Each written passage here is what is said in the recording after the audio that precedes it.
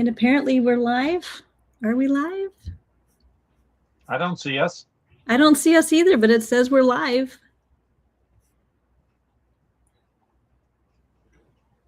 Yeah, I see us. You see us on the YouTube? Oh yes, do. now I do as well. There we go. Now we've got this horrible echo. There we go. Now were we doing it? All right. Okay. I've got confirmation that people can see.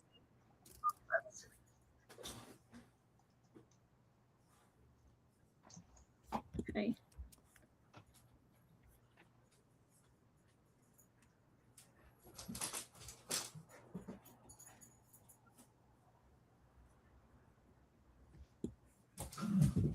Okay, there's a lot of audio coming in. Yeah, I had to mute the YouTube channel. Oh, good. Gotcha. Okay, well, it looks like most of the people here are our trusted friends anyway, so this is great.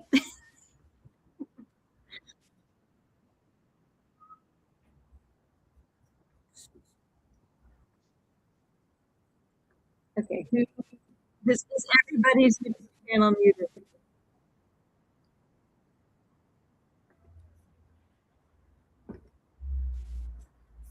Okay, one last thing.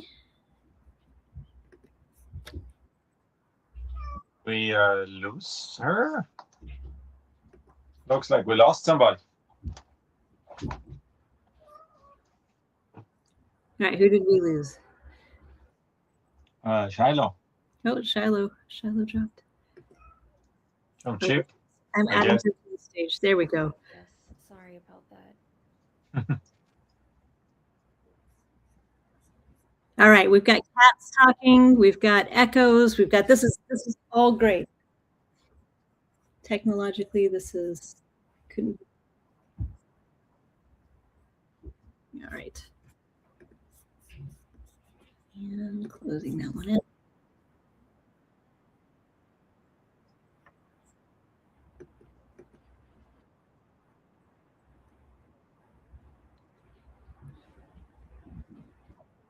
I'm so glad that this is being saved forever too.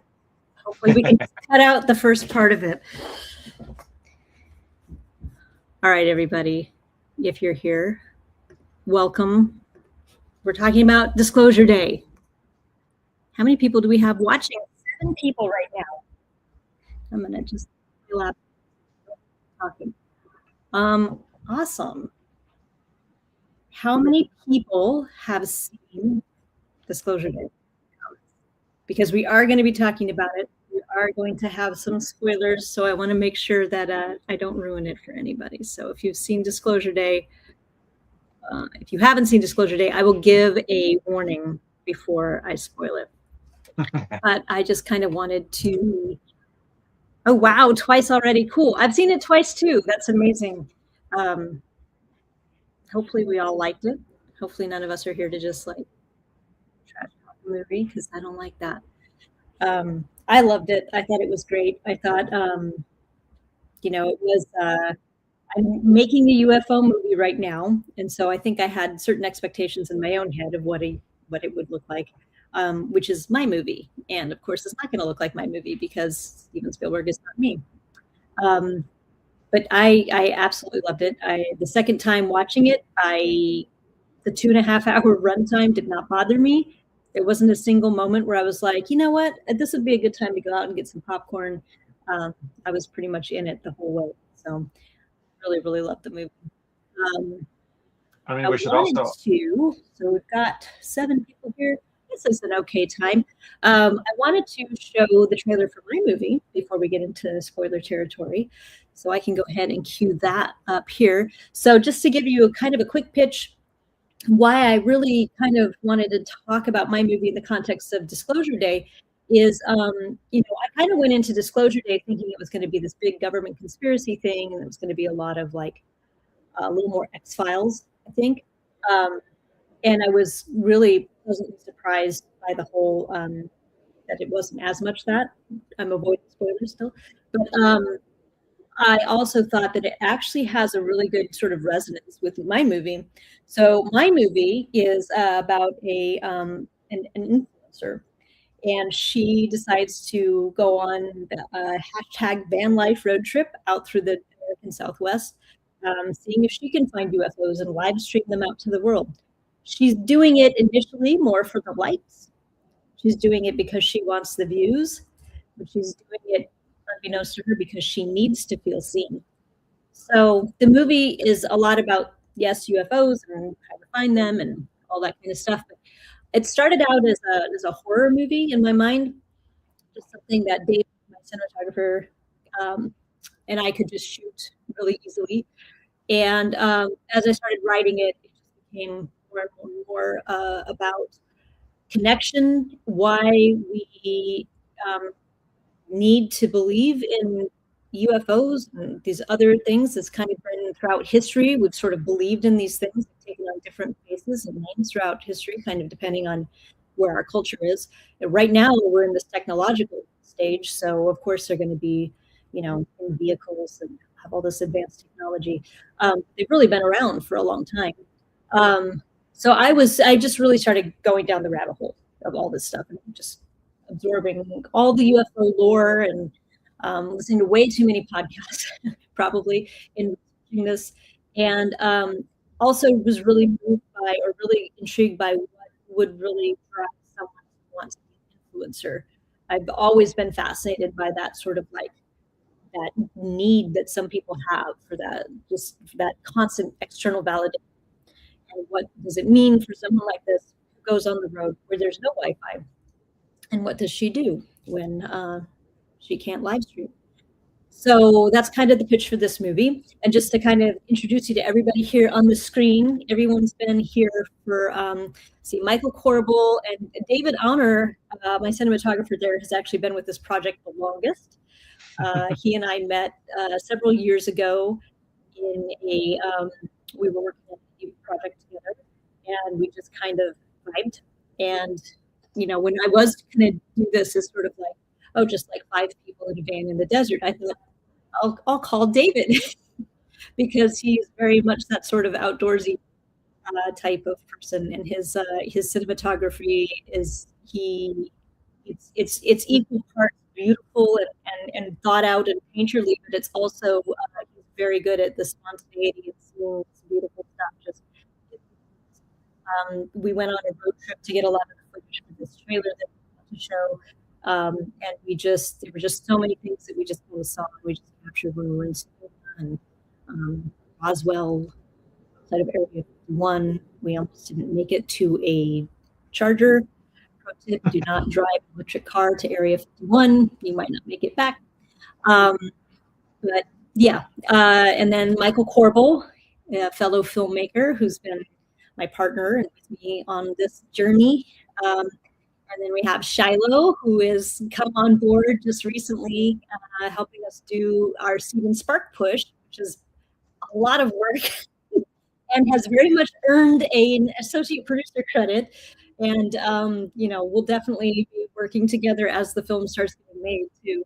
But yeah, that's my team here.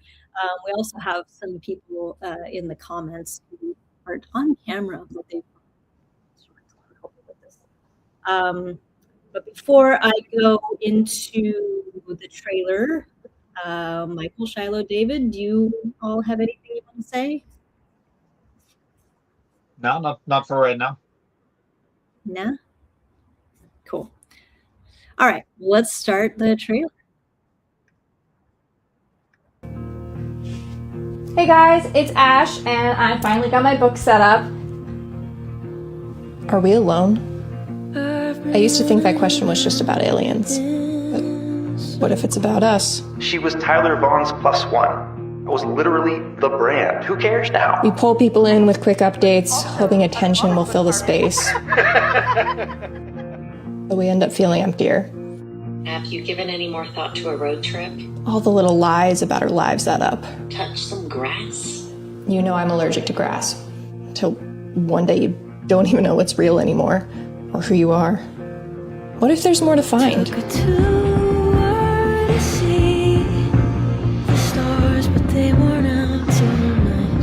UFO hunt with the van. Makes sense to me. I want to believe. Instead, I look at the sky and I feel nothing. You know I hate. What if you find your truth somewhere you never thought to look? I want to go home. So, are we alone? I hope we're not alone. I don't want to be alone.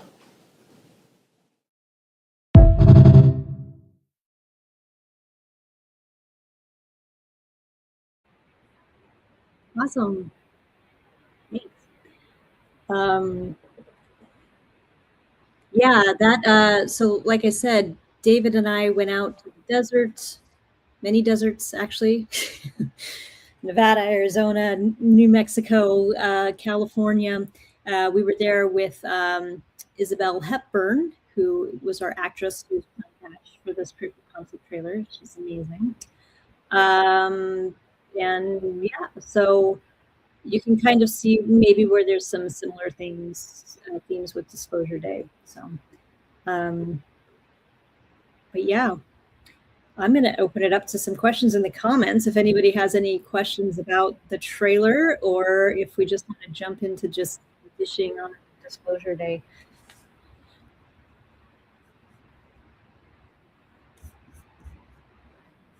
Or if any of my fellow co-hosts have any questions. I've muted all of your mics while the video is playing, so you'll have to mute yourself. I know there's a delay, so I'm waiting to see if anyone brings in comments once it catches up. Well, how long is the script? Mute yourself. Sorry, Shiloh, what was that? I had my... I asked, how long is the script? Oh, I see, in the comments. Thank you. So the script, it's a feature-length script. The script itself is 100 and pages, I believe, was the most recent page count of it. So 122. Yeah. That's how long the script is.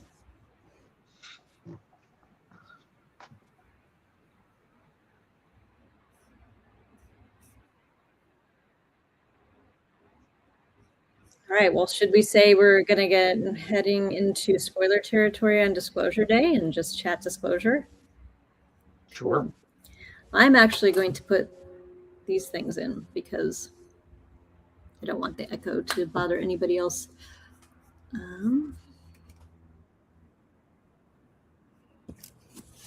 feel like there's also some things we can talk about Disclosure Day without spoiling too. Yeah, we can totally talk Disclosure Day without spoiling it. I mean, one thing that I think we should also kind of like talk about is having seen it is one thing, but the format you saw it in, I think for this movie does make quite the difference, because I saw it in IMAX and I'm pretty happy about that. I don't think I would want to see that, on, I don't know, 15-foot screen in some multiplex or on your TV at home. I think this is really something that needs a big screen and pretty good audio to really work. IMAX 70 millimeter for myself, and it was glorious. Mine was a small movie theater, so definitely not IMAX. Well, then you have a reason to see it again. I know. I live in a smaller town, so we've got one tiny movie theater that it only seats like 50 people, and their biggest theater. So it's That's kind of cool, though. Like, it's nice because there's very few other people in the theater, but you kind of also want that interaction when you go. Not like interact, like I'm not going to talk to people in it, but having the shared gasps and stuff. Yes. But I will say the couple next to us was like very into it. So there were a lot of like moments we got to experience with them. I saw Panic Room, that David Fincher film from like a while ago. I saw that in a theater. I was living in New York, and I went to this theater in Brooklyn. Culturally, people talk to the screens in certain neighborhoods. And I never had so much fun in a movie theater. Like everyone was screaming at Jodie Foster, "Don't go in there! No, no, no, go back!" It was amazing. So yeah, She should have listened. yeah, I know. But then we wouldn't have had a movie. That's true. So many movies like that. But yeah, I always like there's so many movies. We just saw there's some especially horror movies that I see where I'm just like, who would go through the door? I wouldn't go through the door. There's like a glow behind the door and somebody's missing and they went through, you think they might have gone through that door. Why would you go through the door? But if they didn't, we wouldn't have a movie. So there's that. And also, I think people do plenty stupid shit in real life. So you probably find somebody who goes through the door, right? But I mean, we for us, we had kind of like the classic LA Hollywood experience because we went to the Chinese, right? And so you had just the applause when the credits come on, right? And then second round of applause for the cinematographer and the production designer. And then another round of applause for the music. And the third one I was not so on board with, to be honest, because I thought John Williams was a little much. But the other two were really well deserved, and it was cool because I really enjoy being in a crowd where you can really feel the respect for the craft, right? Where almost everybody sits to the end of the credits, and people just, nobody has their phone out. Nobody, kind of like everybody tries to disturb you as little as possible, and I think that's a really cool kind of thing. Yeah, and it's online that John Williams composed 2 hours of music within 6 months, which was one of the fastest he'd ever composed before. Wow. Oh, wow. Yeah, and he's like, I think 96, I read, 96 years old. It's amazing. Yeah. I was lucky enough to see what may have been his last live performance when I first moved to LA. It was right at the tail end of the pandemic, and he was performing at the Hollywood Bowl.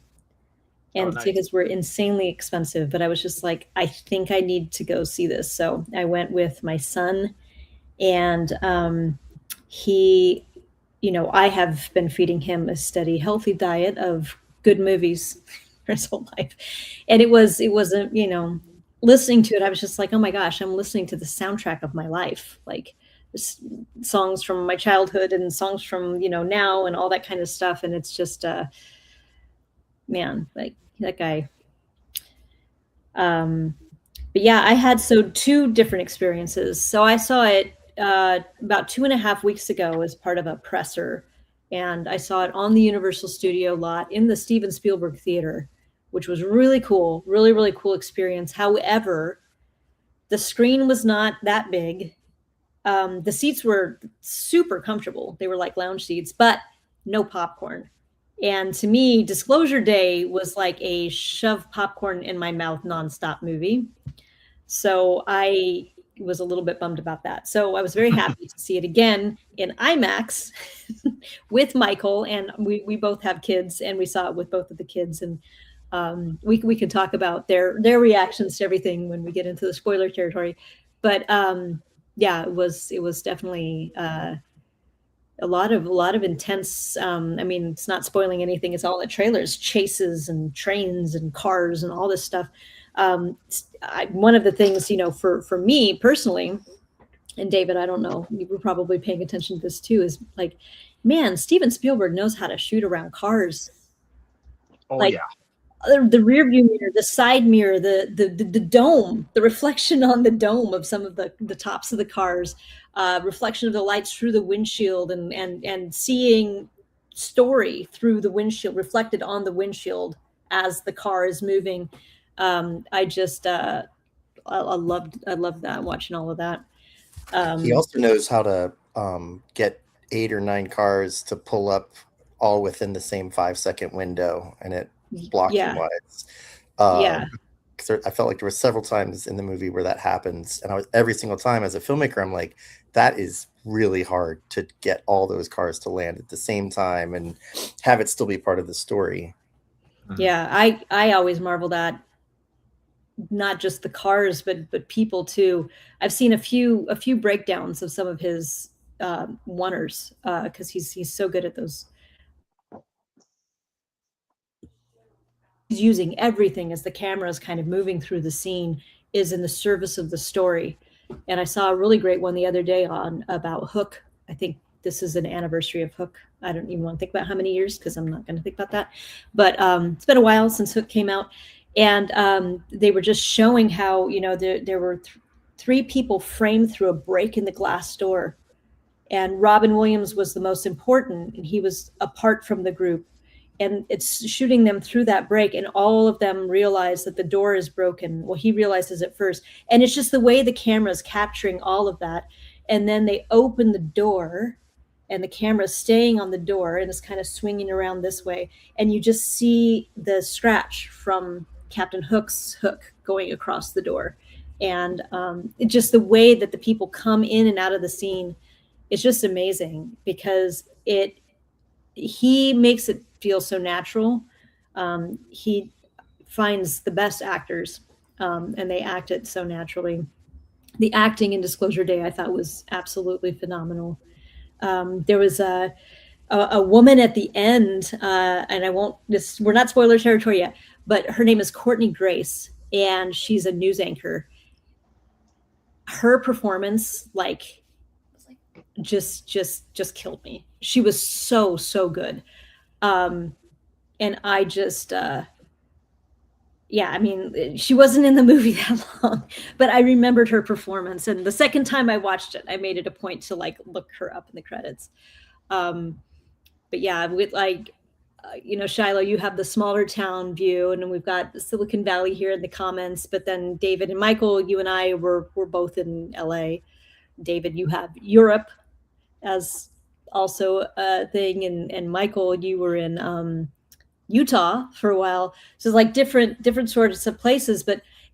And I think it's because I feel like, Michael, when we've gone to see movies in Utah, people do this too, but really just, I feel like it started kind of almost pre-pandemic where people actually clapped for the movie at the end. This was not a thing when I was a kid. Do people do that, Shiloh, in the movie theater where you went? I just think it's really interesting because it's not a live performance. The actors can't hear you clap. But I love that people do that now. It's really great. And especially for, like you were talking about, with that shared experience, everybody gasping at the same time, the applause, how hard or soft it is at the end is really telling as well. We saw, I also saw completely different sci-fi, completely different style of movies. I've also seen The Mandalorian and Grogu twice. Total just fun movie. I saw it on opening night with a bunch of Star Wars fans, and that was just the loudest. Everybody's screaming when the certain character came on, or even with the IMAX countdown, because they had it Mandalorian themed for the movie. And then the next day saw it at a matinee, and people, they liked it and they cheered and stuff like that, but it was not as nearly as much as the first night. So I love that different audiences too. If you go on a certain night, or it's just fun. So, all right. Does anybody else have any non-spoiler things to talk about? I also thought the performances of the children. Spielberg's always been able to. He's kind of a master at that, but and he always has such a knack for his casting directing team, just picking unique faces and always full of wonder, and that you truly can. And what's funny is anybody you talk to, I always feel like you can still picture yourself in that child, regardless of gender or regardless of the way they look. It's just somehow he's mastered that relatability. Yeah, he's and discovered a lot of new talent along the way, to be honest. Yeah, Drew Barrymore for E.T. Henry Thomas, I believe, was the little Christian Bale. Christian Bale, that's right. Oh man, it's one of my favorite Spielberg movies. I think Empire is the best of all the ones. Yeah. It's hard to say because I think there's two kind of levels to look at this, right? There's one thing, which ones do I like as an audience member, and then there's also the level for me as a filmmaker, which ones do I like, and I can't say that I like all of his movies as an audience member, but I have the most extreme respect for him as a filmmaker, because I think he's just, we often talk about a musician's musician, right? But Spielberg definitely is a director's director, because his blocking and what you mentioned with the reflections, right? So his use of mirrors, his use of blocking in depth, so he can get a close-up of a person just walking towards camera, and there's never a cut there, because it's just organic the way he blocks it and the way he designs these shots. Obviously with Mitch Dubin, his camera operator, who, as far as I know, does most of the camera stuff with the actors, because Janusz is more of a lighting kind of guy, and it's just, all of it is so well crafted, and it's so well done. And I just kind of like, you don't necessarily have to like every piece of furniture that a master craftsman or woman makes, but you can appreciate the craftspersonship, right? And that's it for me with Spielberg, is that I just, whenever I see anything he does, I just can't but admire the ingenuity of blocking. Yeah, it's interesting. I've read a bit about it, and obviously, if it's a super complex setup, it has been prepped and stuff like that. But to walk the set in the morning at the beginning of the day, and that's when he begins to, with his team, and that's when he begins to figure out the blocking and how that will all be laid out.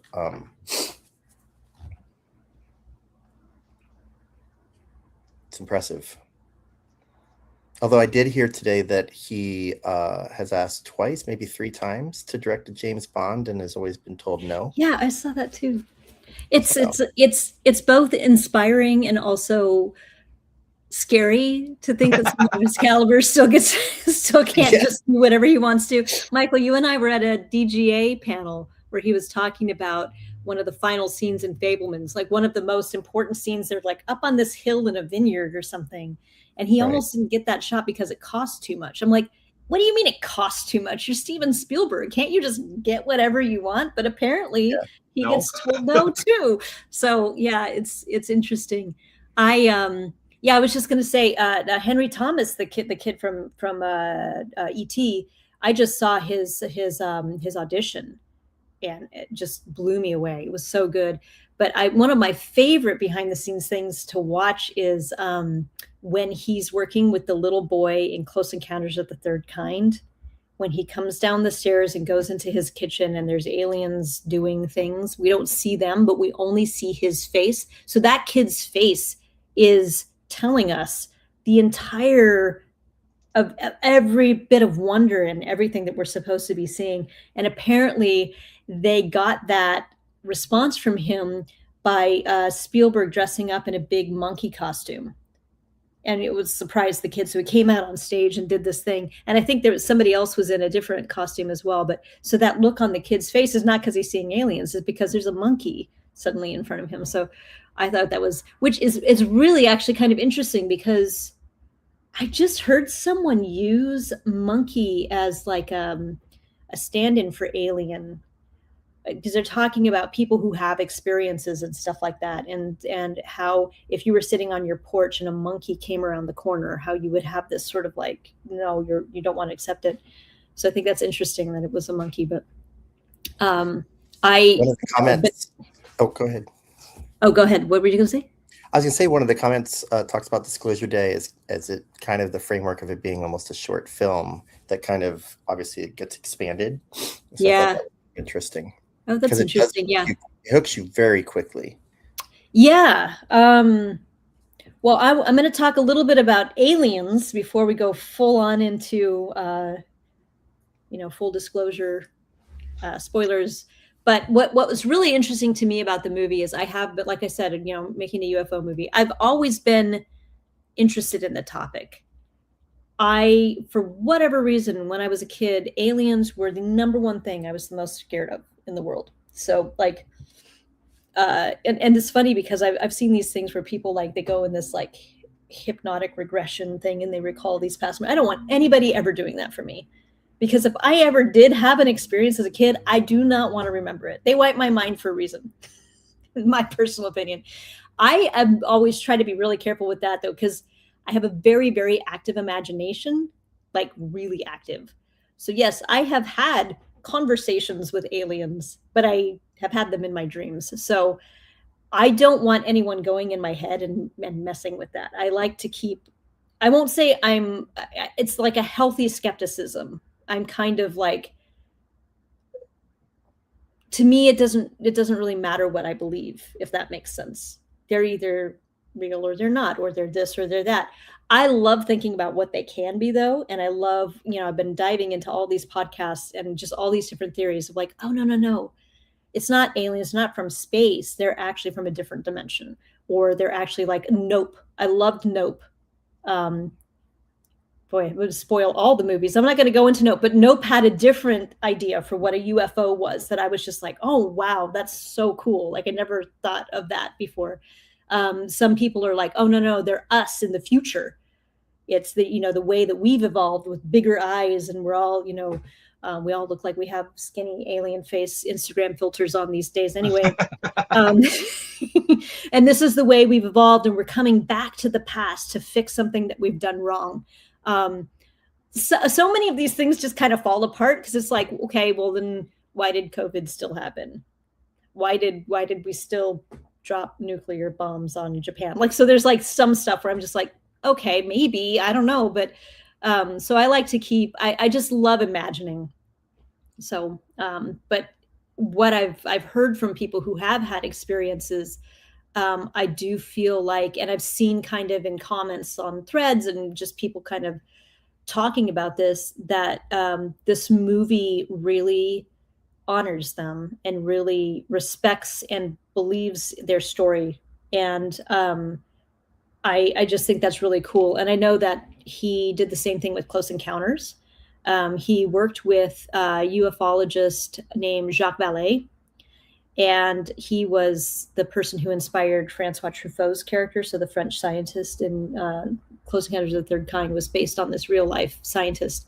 My character in my movie, her name is Ashlyn Vallée, named for this guy. So a lot of little circular things, but this guy studies them scientifically. He's an academic, and he actually goes out and studies them and encourages other people to kind of, his claim is that it's not scientific for us to dismiss it just right out. So I love all of that. And I love, I'm looking at a poster right here from the X-Files. This is, I want to believe. I do want to believe that I'm also, I can't, it's been attributed to a lot of different people, but there's a saying of keep an open mind, but not open enough that your brains fall out. So I try to kind of toe that line. But yeah, should we get into some spoilers? Okay. We only have 6 viewers now, and I think I know one of them who maybe dropped off. We are going to get into spoiler territory now with Disclosure Day. So if you don't want to hear anything, this is your last warning. I think I even have, hold on, I think I even have some like,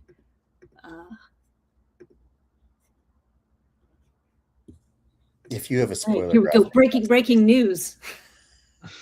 Spoilers. There's a lot of little toys on this thing.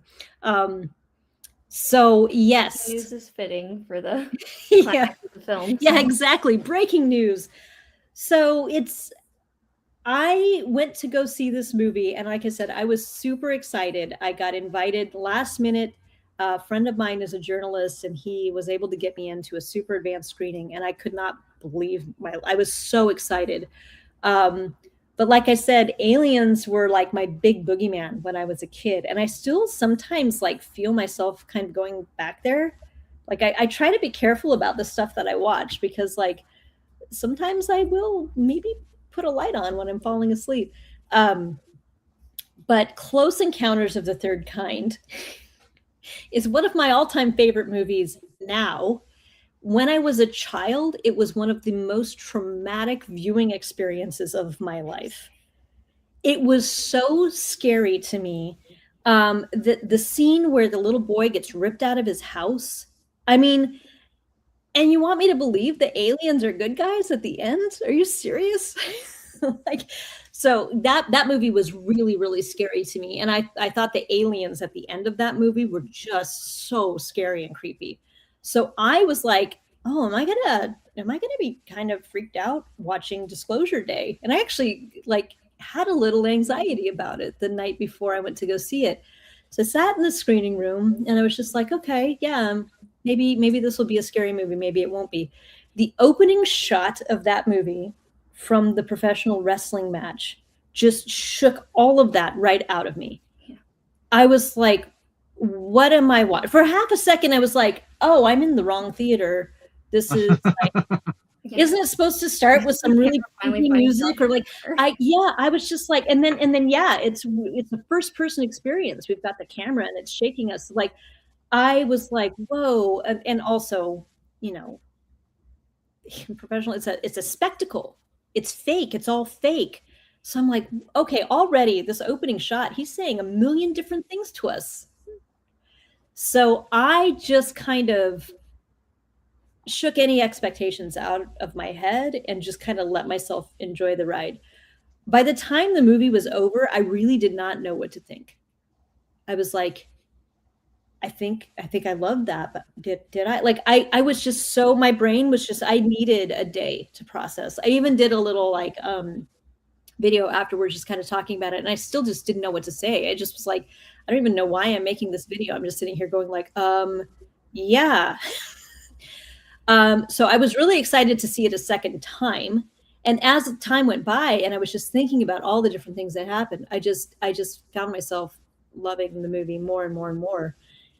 And I think one of the things that I really just was not expecting and I really identified with was, and this part isn't a spoiler, he's said this in interviews, is that empathy is a superpower. And I was not really prepared for how it was going to fully go there and fully like be, I feel like it is one of the most accurate imaginings of what would happen to us if we really truly learned that we were not alone in the universe. And I think a lot of people maybe went into this movie with expectations of like dogfights in the sky and a shot of the president picking up the red phone in the Oval Office and calling up all the world leaders or whatever. I loved the fact that when it happened, it was silent.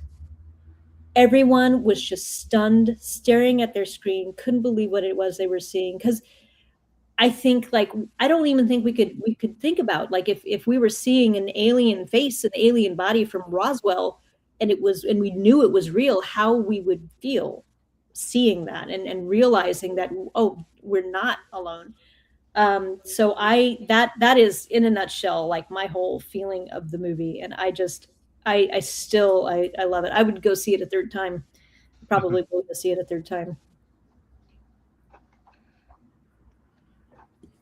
It was interesting because our kids, one of them was actually pretty angry at how the movie ended. Yeah. And like, it was just interesting because I think they too also wanted it to like almost begin where it's ended. And so it was just an interesting cliffhanger. Like, I think almost that was like an ode to like the classic movies we all grew up with, right? Where like you don't get all the answers, you do leave it open, and not because you want a sequel, but because you want to have people have a conversation at the end of the movie, or at, you know, dinner, drinks afterwards, or the next day when they're opening the refrigerator, be like, wow, what about like, so I thought it was really special that he gave us a great story, but then also let our imagination, he kind of like took us our imagination off leash, and where we went from there was up to us. Yeah. But the kids struggle with that. So, well, our kids are 12 and 13. And so a movie ending telling them to listen. That's true. They're just like, no, what? Pretty abrasive. Why would I listen? Nobody tells me to listen. They're like, but they didn't say what the message was. I'm like, but what if the message was just listen? Like, listen to each other, listen to us, listen, just open your minds, open your eyes. So I was trying to explain that to them, and they were just like, No, because he said more than that. It's like, okay, just let it go. It's okay. But like they loved it up to that. But then like as soon as it ended, like I literally turned my 13-year-old and he looks at me like, what? Wait, it's over? Like, so yeah, I think some people were irritated at that too because they wanted more. Yeah, no, I've been reading a couple people who criticized this, and we had a conversation with some friends right after, actually, who picked us up at after the film at the theater. But I think Michael might have a point there that it might be a generational thing, right? Because for me, a lot of the movies that I really like don't really answer the question, and I think that for example, if we go back to the original Blade Runner, the cut that has an ending that explains everything sucks. It's just bad. Yeah. and I think in this case, whatever they had done, it would have been too much.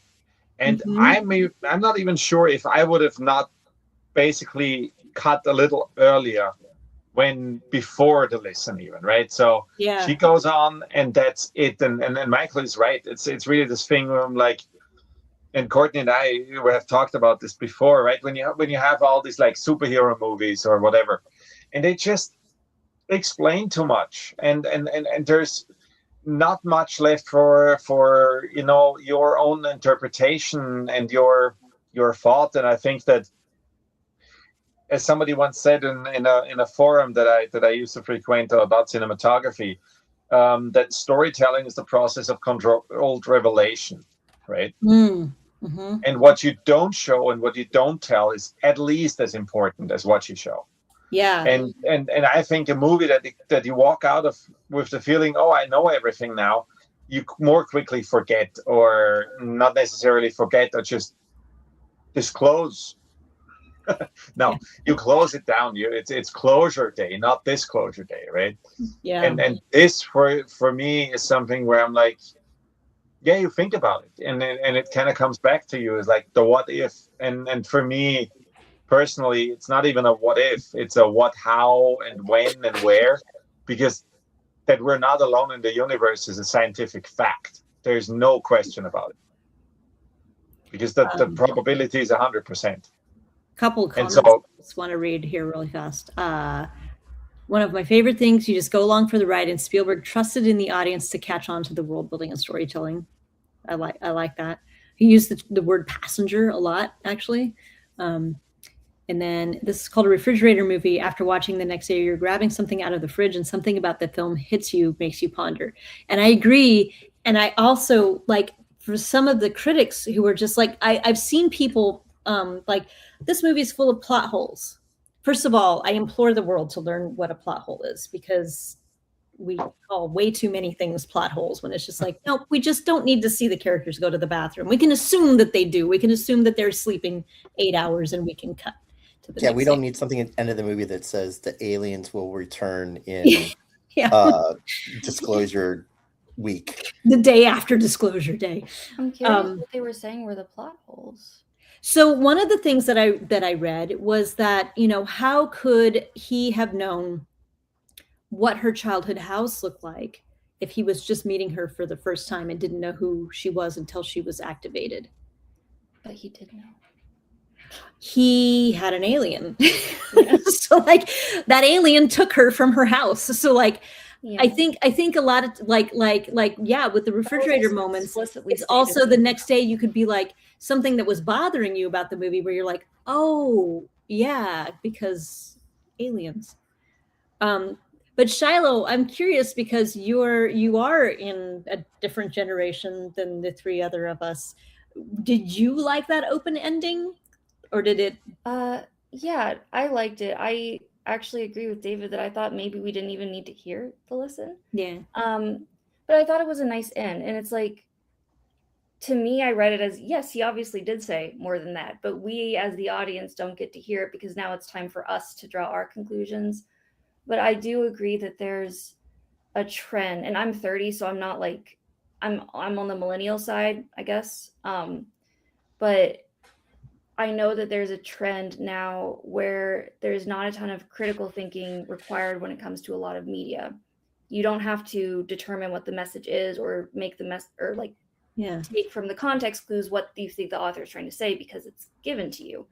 And if a character does something bad and the author doesn't explicitly say, and this is bad, it's like you can get canceled for that.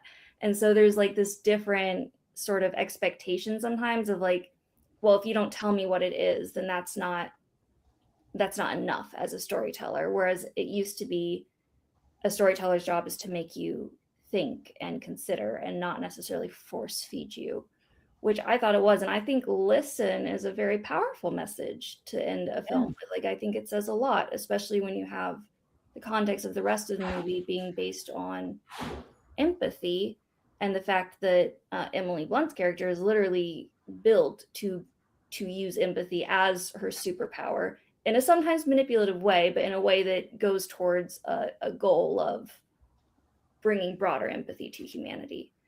Yeah. So that was, I thought, obvious. Like, nuances up for interpretation, but I didn't think it was missing anything. Yeah, I thought it was pretty open and clear. Like, I thought a lot. I mean, like, literally scenes where they're saying like empathy is, I think that one of those scenes was directed at certain trillionaires in this world who have said that empathy is the downfall of humanity. I thought that was a very like specific sort of like empathy. Not having empathy is the downfall of humanity. I was like, I think I know who he's talking to in this scene. But I agree. I think too, I've seen a lot of, so Spielberg also, rewinding back to Close Encounter of the Third Kind, Jacques Vallée did not ever want Spielberg to show the aliens. He cautioned against that. And he did show the aliens, but even Spielberg, there's an alternate version of that movie where you see him go into the ship and you see the inside of the ship and you see all the aliens in the ship, and it does extend it. I think it's a good, I can't remember, like maybe 14, 15 minutes more of him in the ship that they filmed. They went back and they filmed it afterwards. And he thought that was a huge mistake. And so anytime you see a director's cut of that movie, it will not have that tacked on ending because that was too much.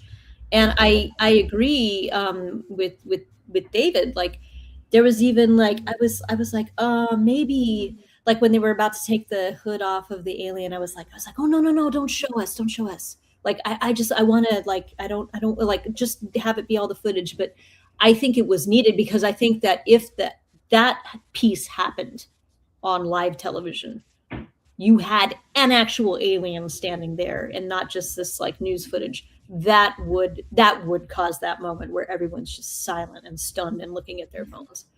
I also think that moment too, as a filmmaker, like Spielberg earned, you know. Yeah. And I think, to be really honest, I think, all of his movies, well, not all of them, but a lot of them have that childlike wonder. And I feel like that part is in the movie because Spielberg would want to see that. You know what I mean? Like, as a kid or whatever. Like, it. Yeah. Like, I don't think there was any way that wasn't gonna be in the movie. Yeah. I also felt like, see, when you brought up plot holes earlier, the one I thought that they were gonna say is like, there's no way everybody would believe that. Like, even if all the news stations started broadcasting the footage, they'd be like, oh, it's doctored. It's someone filmed it on a film set. Like, people say that about the moon landing still, and so and with everybody shouting fake news, I was like, why? Like, no way everyone's going to believe that. And then they brought out the actual alien, which, like, we can still normally tell if something is a robot or, an animatronic or something. And so that to me was why you had to do that, because I think Spielberg knew everybody was going to be saying, oh, well, they believed it too easily, just from found footage. Is that real? And so I think that's why you have to bring out the real alien. And he was so much taller than the rest, which started me thinking on like a path of like, so do the aliens just keep growing as they keep aging, as he seemed older? So maybe they don't stop growing at a certain age. That was another like plot hole. People kept bringing that up. They're like, why is this one 7 feet tall and the others were 3 feet tall? But to me, it wasn't. Maybe he's a different alien. Maybe he's from a different, like, I don't know. I just thought it was like an interesting thing on their biology. Like, oh, maybe humans are growing when you reach adulthood or preteenhood, and these aliens they keep growing. Maybe being on our gravity. Like, he clearly was not in great shape. No. So yeah, he wasn't having fun, and he had been kept in a prison for a while. So oh yeah, one of the comments here. Yeah, go ahead, Michael.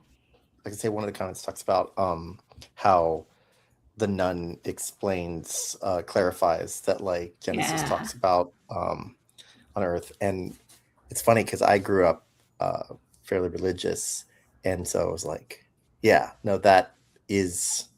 I love when those little clarifications happen. And you're like, and not only did they happen, and of course he's written with David many times. I mean, I know Spielberg came up with the story, but David's written for him a lot. And I always love those little moments where like it helps a story be grounded in reality, right? So like in the midst of talking about the aliens and all this kind of stuff, you go back to one of the manuscripts that's widely accepted as we all have seen it, right? We all know that it exists, and the book of Genesis. And I just thought that was such an amazing piece. And so thanks for mentioning it in the comments. That was definitely made me smile in it. Yeah, likewise. I was only religious in that I went to Catholic school till 3rd grade. But that gave me goosebumps actually when that scene happened in that movie. Because I was like, oh my gosh, even the Bible leaves it open, which is kind of cool. It reminded me of something. See, I didn't grow up very religious, but I have like very religious family. And so it reminded me of like, the argument against sort of the age of the universe and stuff, because God made the world in 7 days. And when my mom would explain that to me, she'd be like, okay, but is God 7 days, our 7 days? Is God the God of the earth or of the universe? And so when the nun said that, I was like, like going back to being a kid and hearing my mom tell me that for the first time. No, it was really cool. And I think like, 2.5 hours or 2 hours, 25 minutes. I think it was, it's impressive how much discussion and thinking he actually crammed into this movie, especially like amidst all the car chase scenes and everything. But like, I think that's another problem some people have is like their pet theory or their idea was not addressed or not talked about. And I think a lot of people and not, it's fair because I also saw those trailers and was also expecting a different movie from those trailers. To be honest, I think that some of those trailers definitely did set up for an alien invasion.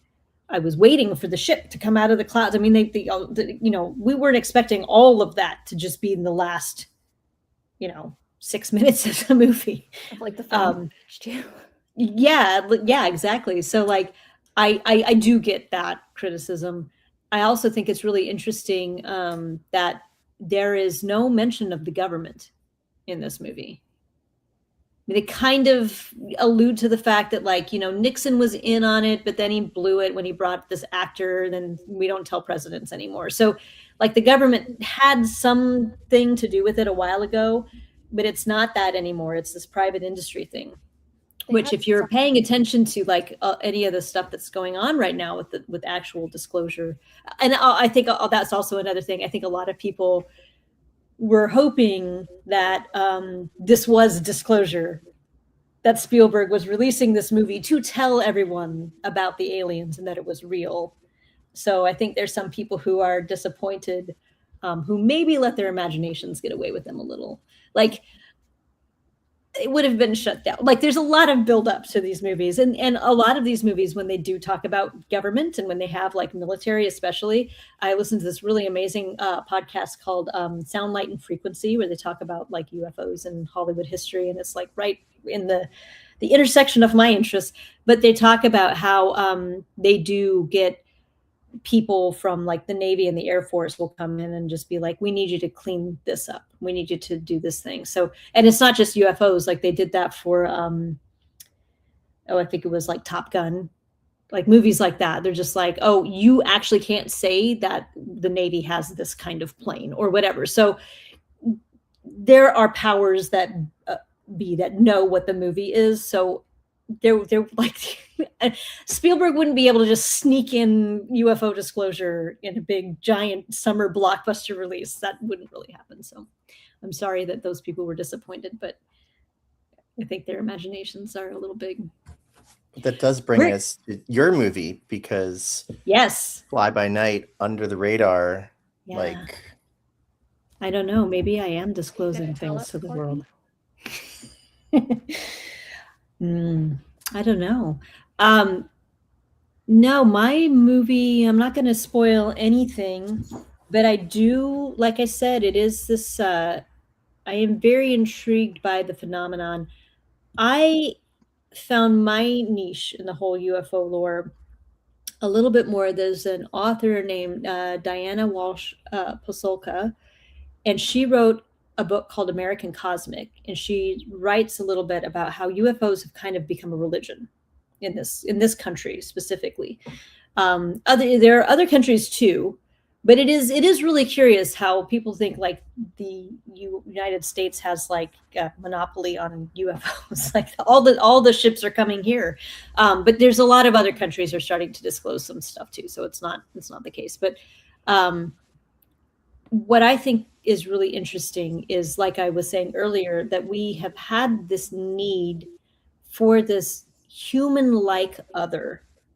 Not even a need, but maybe we've coexisted with this phenomenon for a really long time. We have, ghosts and jinn and fairies and all of these different angels and demons. Some of these people, like wasn't it Vance said aliens are demons? I'm trying not to pay too much attention to all that stuff, but like may have been him. Yeah, like cautioning people that the aliens are actually demons or whatever. But I don't know if other animals have this need on this planet, but I am very fascinated by the fact that we need to tell such complicated and imaginative stories to describe the world that we see around us. And we've needed to do this. We've had religion. We've had, the sun gets pulled across the sky by chariots. And I think it's just this really interesting part of humanity. It doesn't end with the UFO thing. It's, all of mythology and everything. And I'm really, really fascinated by that. And I'm kind of fascinated by, what else it can be besides just a big ship with little creatures inside that are, there's like some people who have had experiences that talk about how it kind of almost reflects themselves a little bit, or that it toys with them, that they'll say, I want to see this thing in the sky, and it'll show up and they'll be like, oh my gosh, let me get my camera, and then it's gone. So like, it's just very interesting. So I kind of, and there's like all the false positives as well. I have seen UFOs a couple of times in my life. I have been floored by what they actually are when I find out. The biggest surprise for me was a flock of geese. I legitimately thought it was a V-shaped formation of glowing orange orbs in the night sky coming at me, gliding at me. I was actually in an astronomy class. I was on the observation deck with my lab partner. I grabbed her hand. I was like, oh my God, do you see this? I thought it, I was having this out-of-body experience. I thought it was the real thing. They flew over our head and started honking. And I was like, are you kidding me? Could be the UFO car alarm. It's insane. Like so what had happened is this was in Colorado. So the sun had set below the mountains. So it's dark, but it was still shining light up, and they have white bellies. And so they're reflecting the orange sunlight of the setting sun. But I'd reading these Project Blue Book things. I'm just like, people aren't that stupid that they would think that birds are UFOs. And I was like, oh, If it's enough. Maybe so. But and then we had Michael and I were driving to Moab. I mean, technically, those birds were unidentified. They were until they were. Technically, they were UFOs. And you don't know their names. Technically, they were UFOs, and then they were just FOs. Then they were just birds. But we were driving to Moab, and I saw this spherical metal object just floating down the canyon floor, and we were going so fast. I was like, "Oh my God, what was that?" And we saw it, and we were gonna like drive back and see what it was and whatever. And I was just like, that was just so weird.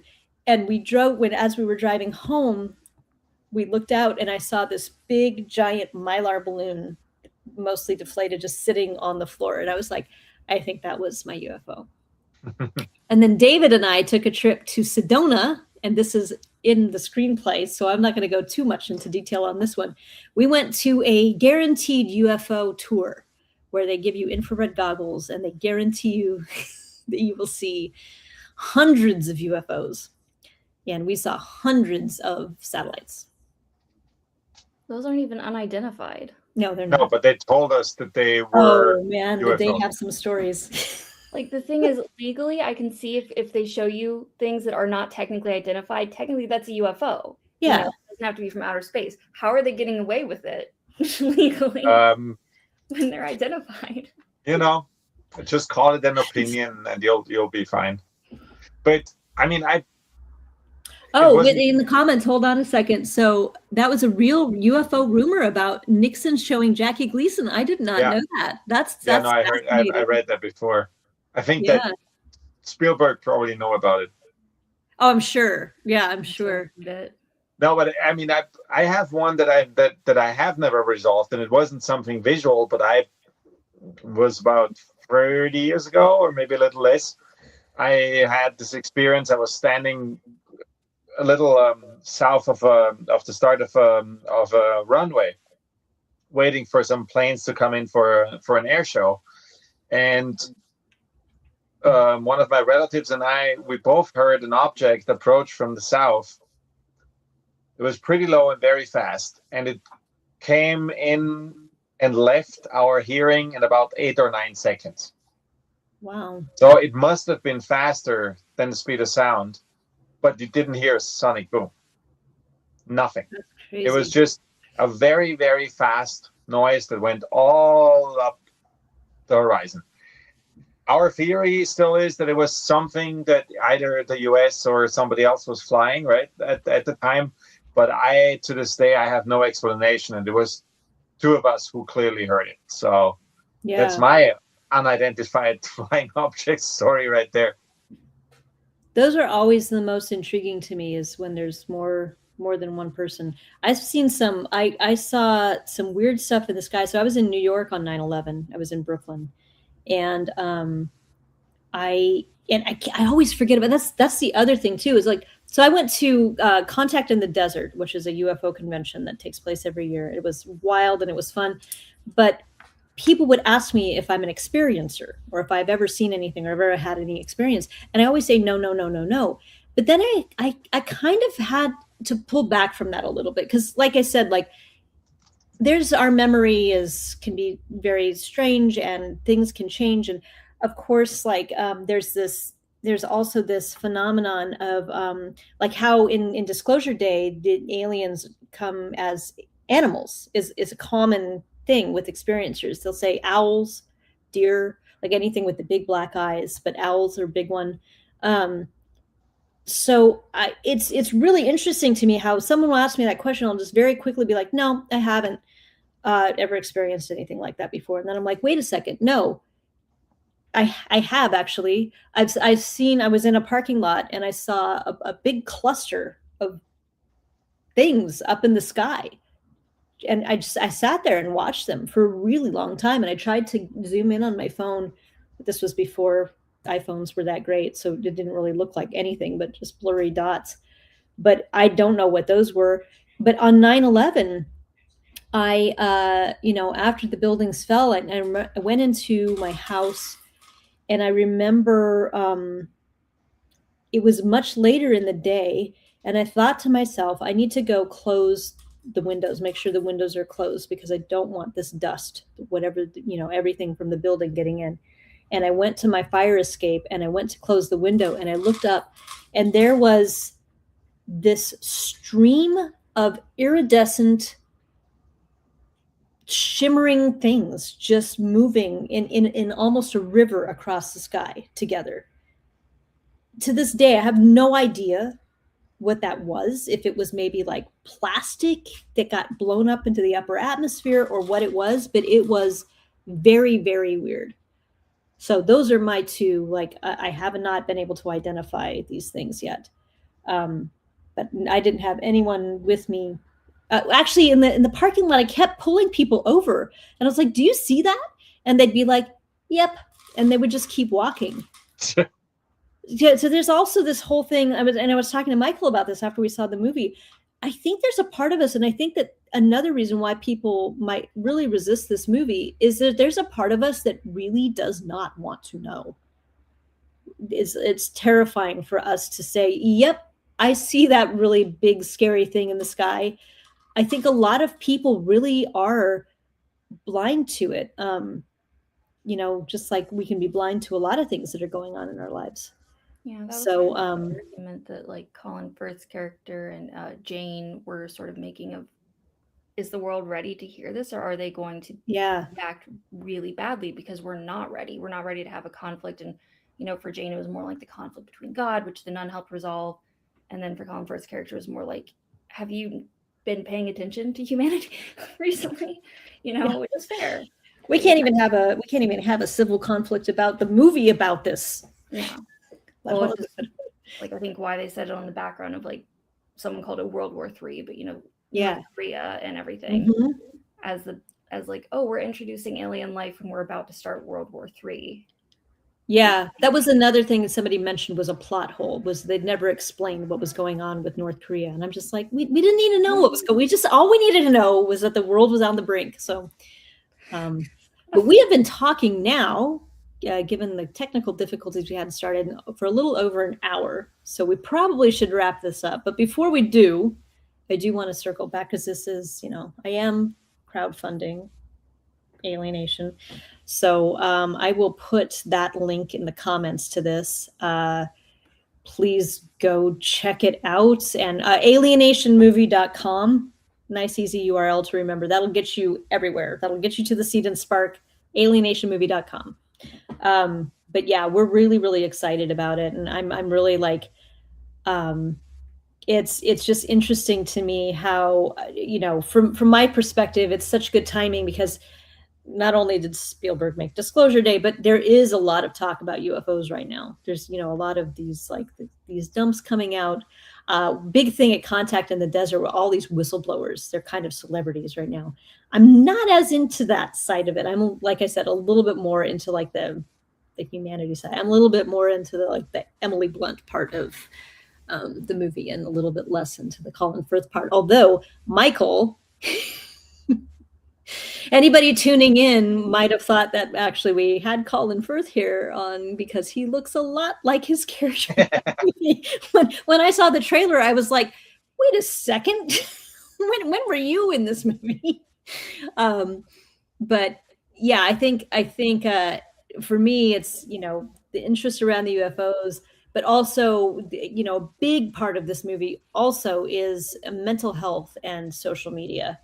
I worked at Twitter right as Elon Musk was taking over Twitter. So I got a big dose of how that algorithm can be just twisted and manipulated, and how it's not healthy. And they're really losing a lot of lawsuits about, we know social media is not healthy, especially for young minds. And cell phone addiction is a real thing. So I really, I'm really interested in exploring that topic, and van life on top of it is really cool. So, yeah, does anybody else have anything to say about Alienation? Been talking about Disclosure Day. I mean, what drew me to the story when you were first telling me about it was the tie to humanity and the tie to the question of, are we alone? Because I think people do feel lonely. And earlier we were talking about, why do we want so badly for there to be something else out there? I think, we're looking for more intelligent life out there to have a conversation with, to make us feel less alone. Yeah. So to me, that was the interesting pull, is like, it's just a cool way to rethink that question, that standard sci-fi question. Yeah. Cool. I'm just excited to get to the next part of the Seed and Spark and get to the point where this becomes a reality. I think the message of the story is so powerful and perfect for today, and I think it's really going to open people's eyes and hearts and minds. It's definitely also going to be one of these movies that doesn't leave you when you walk out of the theater. It's going to stick with you, and you'll think about it, and you'll think about it more. If we do it right, that's what I'm hoping. Question in the comments: do I have any concerns that the title harkens back to other genre projects? Not really, because Alienation is 2 words, different meaning, different pun. If it becomes an issue, we're in development. So if it becomes an issue where it needs to be an issue, someone will tell us that we need to change the title of our movie. I hope we don't have to, because it really is the perfect title for what our character is going through. So I hope that we can keep it. Good thing though, legally, like technically you can't stop a title from being used more than once. So while I don't want to confuse anybody who might be thinking this is a reboot of Alienation, I think it's a show too now, Alienation. It has very little to do with that. So yeah, at least Spielberg didn't name his movie Alienation. That would have I would be done if that was Disclosure Day. He can keep that one. But it's kind of funny when you look at any title you can come up with, and then you Google it, and then you IMDb it. There's barely, and I went through this personally several times with projects, there's barely anything out there that you can use that hasn't been used before. Yeah. And you also don't want it to be too crazy and too long and all that stuff. So I'm positive that Alienation is a really good working title, at least. Yeah, we've got a comment here. Alien spaceships are going to be big as moons. Some of them are mimics. I love so many of these ideas and theories, but like I always like the idea. I think even Carl Sagan said we are on a spaceship. The Earth is a spaceship. We are going through space. We are on this ship together, and we need to keep it clean and take care of it, because it's hard to make a new one. But yeah. I also like the other thing I really like too in the Carl Sagan and just a bunch of different philosophers I've actually heard say this. I think Rumi, who my dog is named after, in poetry said something similar to this. But so the whole idea that we are star stuff. We are the result of supernova that seeded everything, and we have kind of grown from that. We carry that out to this whole thing. We are the universe trying to know itself. We are the conscious manifestation of the universe studying and trying to know itself. So maybe I'll leave you with that idea. But thank you, everybody. That's good aim. Yeah. Thank you, everyone. All right. Our Seed and Spark page. Yeah, go to Seed and Spark page, alienationmovie.com. I'll put it in the comments. But all right.